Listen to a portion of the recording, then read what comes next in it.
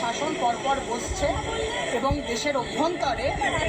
চাকরি থাকছে না, দ্রব্যমূল্য বৃদ্ধি হচ্ছে, দেশের অভ্যন্তরে আদিবাসীদের এলাকা জল জঙ্গল জমি লুট চলছে এবং একটা ব্যাপক অসন্তোষ বারবার তৈরি হচ্ছে, যেগুলোকে এই স্বৈরাচারী শাসকেরা খুব নৃশংসভাবে দমন করছে। নিন্দার চোখে দেখছি এবং হচ্ছে যে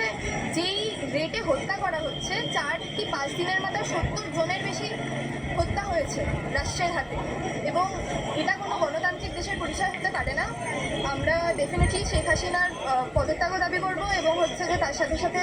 তার সাজা হোক এটাও দাবি করব। বাংলাদেশে যে ঘটনা ঘটছে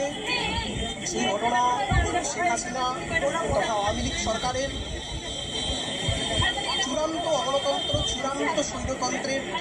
প্রতীক ছাড়া আমরা কিছু ভাবতে পারছি না। ধর্মনিরপেক্ষতার নাম করে, দেশের উন্নয়নের নাম করে গত একটা বড় সময় ধরে যেভাবে বাংলাদেশে শেখ হাসিনার আওয়ামী লীগ একদলীয় স্বৈরতন্ত্র কায়েম করেছে, সে একদলীয় স্বৈরতন্ত্র আজকে নগ্নভাবে প্রকাশ্য রাস্তায় ছাত্রছাত্রীদেরকে খুন করছে। আমাদের দেশেও এটা আমরা দেখেছি,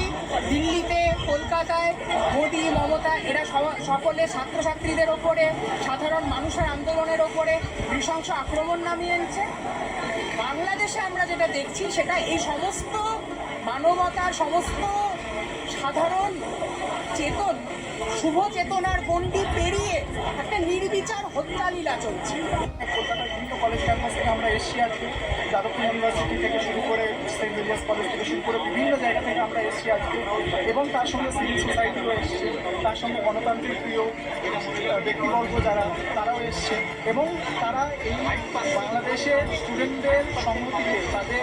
পাশে, তাদের লড়াইয়ের পাশে দাঁড়িয়ে এই জানানটা দিয়ে দেওয়া দরকার যে সরকার যতই চেষ্টা করুক, সে মোদি হোক, শেখ হাসিনা হোক বা সে নেতানিয়াহু হোক, সরকার যতই চেষ্টা করে মানুষদেরকে দমন করা, মানুষরা ততই রক্তবীজের মতো আবার উঠে আসবে, আবু সাইদরা আবার রক্তবীজের মতো উঠে আসবে এবং রাজপথ দখল করবে এবং